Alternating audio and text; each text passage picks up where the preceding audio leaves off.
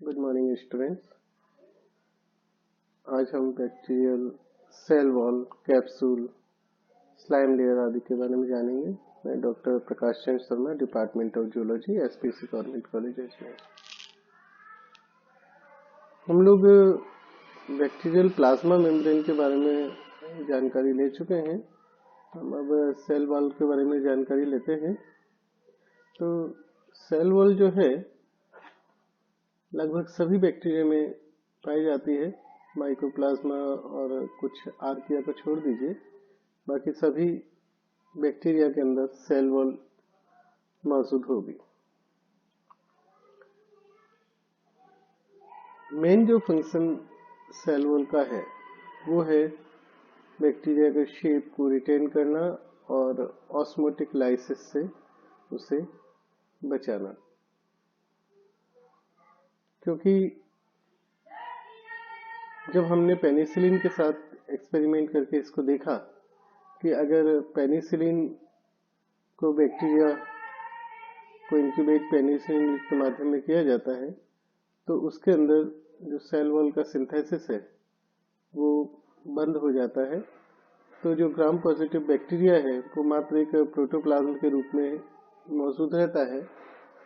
वो normally survive कर सकता है, उस मीडियम के अंदर नॉर्मली ग्रो करता रहेगा। लेकिन जब कभी भी मीडियम में ऑस्मोटिक डिफरेंसेस आते हैं तो ऐसी स्थिति में उसका लाइसिस हो जाता है। तो इस एक्सपेरिमेंट से ये पता लगा कि जो सेल वॉल है उसकी इम्पोर्टेंस क्या है। उसकी इम्पोर्टेंस है बैक्टीरिया को ऑस्मोटिक लाइसिस से बचाना। और सेल वॉल क्योंकि मुख्य रूप से पेप्टिडोग्लाइकेन की बनी रहती है, इसलिए ये जो कार्य है ऑस्मोटिक लाइसिस से बचाने का ये प्राइमरीली पेप्टिडोग्लाइकेन के जरिए होता है, ये स्थापित होता है। साथ ही साथ जो सेल वॉल है पैथोजेनिक बैक्टीरिया, कई सारे पैथोजेनिक बैक्टीरिया में पैथोजेनिसिटी को कंट्रीब्यूट करने का कार्य करती है। ये बैक्टीरिया की सेल को प्रोटेक्ट करती है टॉक्सिक सब्सटेंसेस से, साथ ही साथ एंटीबॉडीज से भी कई बार प्रोटेक्ट करती है। लेकिन साथ ही साथ ये कई सारे एंटीबायोटिक्स के लिए एक्शन की साइट भी हो सकती है। तो एक तरफ तो ये प्रोटेक्शन दे रही है विभिन्न टॉक्सिक से, साथ ही साथ इसके कारण कुछ एंटीबायोटिक्स के लिए एक्शन की साइट भी बन जाती है। सेल वॉल को पहचानने का जो सबसे पहला और सबसे असरदार तरीका, सबसे बढ़िया तरीका जिन्होंने खोजा वो है क्रिश्चियन ग्राम। उन्होंने 1884 में ग्राम स्टेनिंग टेक्निक की पड़ताल की और उन्होंने जाना कि बैक्टीरिया में दो तरह के ग्रुप्स हो सकते हैं। One is gram positive bacteria जो पर्पल कलर के दिखते हैं, और सेकंड ग्राम नेगेटिव बैक्टीरिया जो पिंक कलर के दिखते हैं। तो यहाँ ये सवाल आता है कि ये ग्राम पॉजिटिव और ग्राम नेगेटिव दो तरह के बैक्टीरिया क्यों हैं, इसके बारे में हम आगे जानेंगे। इसका फर्क है इनकी सेल वॉल में अंतर होना। अगर हम संक्षिप्त में देखें तो ग्राम पॉजिटिव जो बैक्टीरिया है उनकी सेल वॉल बहुत सिंपल होती है। यहाँ पर आपको एक 20 से 80 नैनोमीटर की थिकनेस वाली एक होमोजीनस पेप्टिडोग्लाइकेन या म्यूरेन लेयर बाहर की तरफ देखने को मिलेगी। दिस इज प्लाज्मा मेम्ब्रेन और ये पेप्टिडोग्लाइकेन लेयर है। तो यहाँ पर केवल इतना ही आपको देखने को मिलेगा, सिंपल है। पेरिप्लाज्मिक स्पेस जो कि प्लाज्मा मेम्ब्रेन और सेल वॉल के बीच में होता है वो बहुत संक्षिप्त होता है।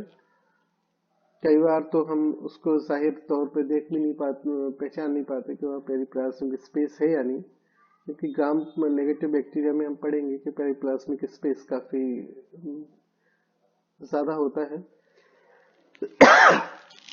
कई बार तो जो बैक्टीरिया का खुद का वॉल्यूम है उसका 20 से 40% तक पेरिप्लाज्मिक स्पेस कवर करता है ना।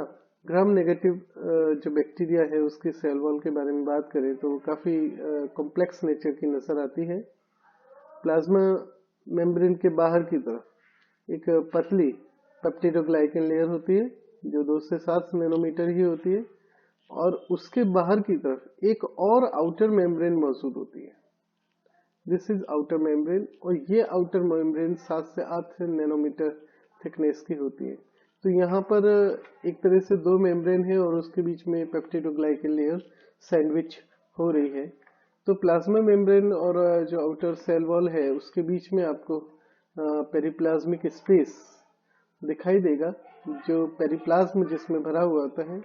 और इसमें आपको खास तौर पे ग्राम नेगेटिव में पेप्टिडोग्लाइकन की आपको एक लूज नेटवर्क दिखाई देगा। ये पेरिप्लाज्मिक जो स्पेस है, जो कि जैसा हमने बोला कि ग्राम पॉजिटिव बैक्टीरिया में इतना अच्छे से नहीं नजर आता, बट ग्राम नेगेटिव बैक्टीरिया में बहुत अच्छे से नजर आता है। ये काफी एक्टिव जोन है। ग्राम नेगेटिव बैक्टीरिया में यहाँ पर कई सारे प्रोटीन होते हैं जो कि न्यूट्रिएंट एक्विजिशन में पार्टिसिपेट करते हैं, लाइक हाइड्रोलाइटिक एंजाइम्स होते हैं यहाँ पर अन्य आपको इवन कुछ आर्किया में यहाँ पर आपको इलेक्ट्रॉन ट्रांसपोर्ट से रिलेटेड प्रोटीन भी मिलेंगे, न केवल न्यूट्रिएंट एक्विजिशन से रिलेटेड। तो यहाँ पर आपको हाइड्रोलाइटिक एंजाइम्स देखने को मिल रहे हैं, ट्रांसपोर्टर्स देखने को मिल रहे हैं, सारे ये इसके अंदर मौजूद होते हैं। ग्राम पॉजिटिव बैक्टीरिया में क्योंकि पेरिप्लाज्मिक स्पेस इतना ज्यादा नहीं होता, तो वहाँ इस तरह के जो एंजाइम्स हैं जनरली सिक्रीट आउट होते हैं। तो ये एक डिफरेंस है दोनों के बीच में। नाउ पेप्टिडोग्लाइकन की स्ट्रक्चर की हम बात करें तो पेप्टिडोग्लाइकन जो है बेसिकली एक पॉलीमर है एन असेटाइल ग्लूकोजामीन और एन असेटाइल म्यूरामिक एसिड का, और इसके साथ साथ यहाँ पर कई और आपको ये दोनों तो शुगर्स हैं, इसके अलावा कई अमीनो एसिड्स आपको देखने को मिलेंगे, जिनमें से जो 3 इंपॉर्टेंट है वो है डी ग्लूकामिक एसिड, डी अलानिन और मीजो डायमिनो पेमेटिक एसिड। ये 3 मुख्य तौर पर यहाँ पर आपको देखने को मिलेंगे। जैसा आप जानते हैं कि ज्यादातर जो पेप्टाइडेजेस है वो एल अमीनो एसिड्स के लिए है, क्योंकि वो ही बहुतायत में मौजूद है। तो डी अमीनो एसिड की मौजूदगी के कारण ये पेप्टाइडेज ज्यादातर इस पे कार्य नहीं करते, तो ये इस पेप्टिडोग्लाइकन लेयर को बहुत अच्छे से प्रोटेक्ट करता है डी अमीनो एसिड्स, जिसके कारण पेप्टाइडेज के ऊपर एक्ट नहीं कर पाते। इस पेप्टिडोग्लाइकन लेयर का जो बैकबोन है, जैसा कि आप समझ ही रहे होंगे, वो बैकबोन बनी हुई होती है अल्टरनेटिंग एन एसिटाइल ग्लूकोजामीन और N acetyl muramic acid residue की। ये एन एसिटाइल म्यूरामिक एसिड है और ये एन एसिटाइल ग्लूकोसामीन है। तो ये दोनों की आप ये देख रहे हैं, ये एक अल्टरनेटिंग चेन बनती है, जिससे अगेन फिर जो पेप्टाइड चेन है 4 अल्टरनेटिंग डी और एल अमीनो एसिड्स की, वो एन एसिटाइल म्यूरामिक एसिड के कार्बोक्सी टर्मिनल से जुड़ी हुई होती है। तो ये पेप्टिडोग्लाइकन का पूरा स्ट्रक्चर है, ये बैकबोन है जहां आप ये देख रहे हैं ये चेन जुड़ी हुई है। ग्राम पॉजिटिव बैक्टीरिया की सेल वॉल के बारे में विशेष तौर पे बात करें तो जैसा हमने जाना कि इसमें पेप्टिडोग्लाइकन लेयर है, पतला बहुत थिन पेरिप्लाज्मिक स्पेस देखने को मिलेगा, कई बार तो जाहिरा तौर पे नजर नहीं आता। लेकिन यहाँ जो सबसे इम्पोर्टेंट चीज है पेप्टिडोग्लाइकन के अलावा जो काफी इम्पोर्टेंट है, दैट इज टिकोइक एसिड। तो इनके अंदर बड़ी मात्रा में टिकोइक एसिड मौजूद होता है। टिकोइक एसिड ग्लाइसरॉल राइबिटॉल का पॉलीमर है जो कि फॉस्फेट ग्रुप से जुड़े हुए होते हैं। यहाँ पर इसमें आप देखेंगे कि अमीनो एसिड जैसे कि डी एलेनिन और शुगर लाइक ग्लूकोज, ये ग्लिसरॉल और राइबिटोल ग्रुप से जुड़े हुए होते हैं।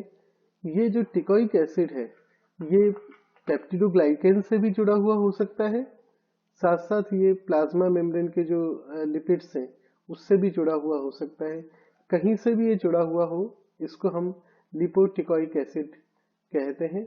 तो जो ये लिपोटिकोइक एसिड है ये न केवल इसकी स्टेबिलिटी बरकरार रख रहा है, साथ ही साथ ये निगेटिवली चार्ज होता है, जिसके कारण जो बैक्टीरियल मेम्ब्रेन है, जो बैक्टीरियल सेल वॉल है, उसको एक नेगेटिव चार्ज मिलता है।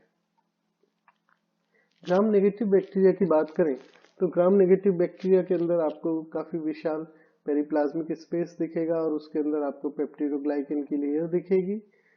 यहाँ आप देख रहे हैं कि बाइलेयर प्लाज्मा मेम्ब्रेन की और एक और आउटर लेयर है। और यहाँ सबसे इम्पोर्टेंट चीज जो देख रहे हैं आप वो है ब्रॉन्ज लिपोप्रोटीन। तो मोस्ट अबंडेंट जो मेम्ब्रेन प्रोटीन है इसमें ग्राम नेगेटिव सेल वॉल में, दैट इज ब्रॉन्ज लिपोप्रोटीन। ये जो ब्रॉन्ज लिपोप्रोटीन है ये एक स्मॉल लिपोप्रोटीन है जो कोवलेंटली ज्वाइन होता है अंडरलाइंग पेप्टिडोग्लाइकेन से और इम्बेड होता है आउटर मेम्ब्रेन में बाय हाइड्रोफोबिक एंड। सबसे ज्यादा अबंडेंट यही होता है। आउटर मेम्ब्रेन और जो प्लाज्मा मेम्ब्रेन है वो कई जगह पे डायरेक्ट कांटेक्ट में होती हैं, तो यहाँ डायरेक्ट एडहेशन दोनों के अंदर देखने को मिलता है। और इस डायरेक्ट एडहेशन का परिणाम ये होता है कि कई मॉलिक्यूल्स बिना पेप्टिडोग्लाइकेन लेयर को क्रॉस किए डायरेक्टली सेल के अंदर इंटरनलाइज भी होते हैं। तो ये एक बहुत बड़ा डिफरेंस है दोनों के बीच में। इसके अलावा ग्राम नेगेटिव बैक्टीरिया की जो सेल वॉल है उसकी आउटर मेम्ब्रेन में लिपोपॉलीसैकेराइड्स काफी प्रचुर मात्रा में मौजूद होते हैं। ये लिपोपॉलीसैकेराइड्स जो आप यहाँ देख रहे हैं इनके ऊपर ये ओ स्पेसिफिक साइड चेन्स जो दिख रही है इनको हम ओ एंटीजन भी कहते हैं। तो ये ओ एंटीजन जो है और ये लिपोपॉलीसैकेराइड है ये होस्ट डिफेंस को अवॉइड करने में बहुत इंपॉर्टेंट रोल प्ले करते हैं। कई बैक्टीरिया ग्राम नेगेटिव बैक्टीरिया में जिनमें ये ओ एंटीजन मौजूद होते हैं वो ओ एंटीजन इतनी तेजी से अपने अंदर बदलाव करते हैं कि अगर कोई एंटीबॉडी बन भी रही है इनके अगेंस्ट तो वो कारगर नहीं हो पाती।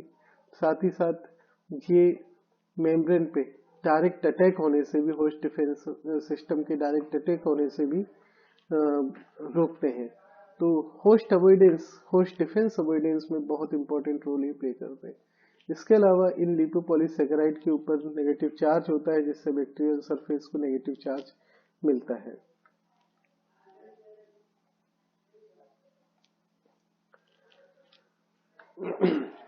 तो यहाँ दो चीजें आती हैं, वन इज कैप्सूल और एक स्लाइम लेयर। जो सेल वॉल जब ये बाहर की जो लेयर है, जो सबसे बाहर की जो लेयर है वो ऑर्गेनाइज होती है और इजीली अगर रिमूव नहीं हो पाती तो उसे हम कैप्सूल कहते हैं।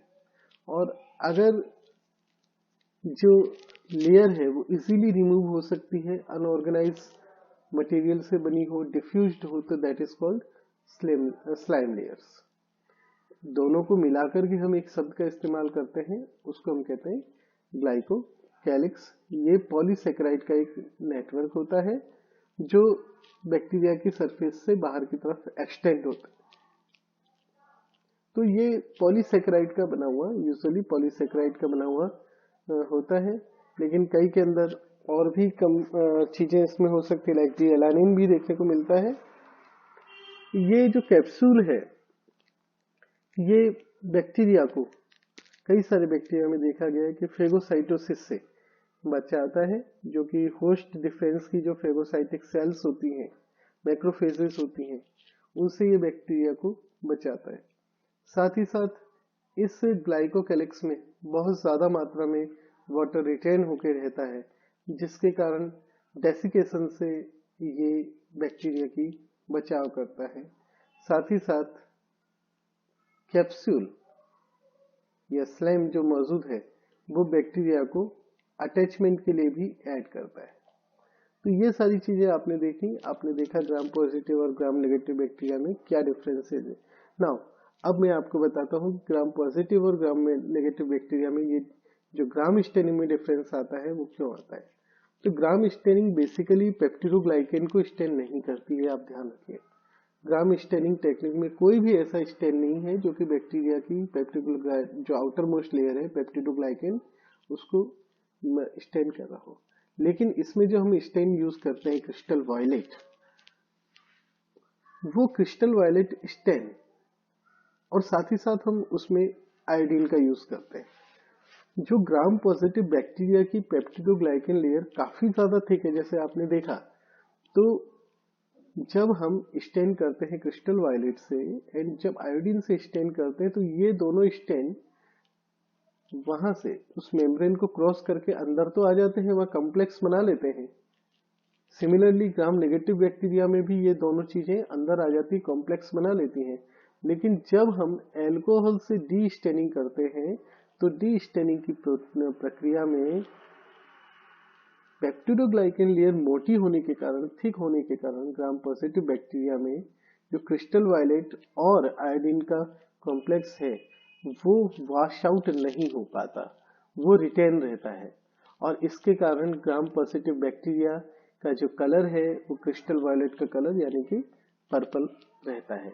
जबकि ग्राम नेगेटिव बैक्टीरिया की अगर हम बात करें तो वहां थिन पेप्टिडोग्लाइकेन लेयर होने के कारण, बहुत थिन पेप्टिडोग्लाइकेन लेयर होने के कारण जो क्रिस्टल वायलेट और आयोडीन का कलर है वो अल्कोहल के डी कलरिंग प्रोसेस के दौरान बहुत आसानी से रिमूव हो जाता है।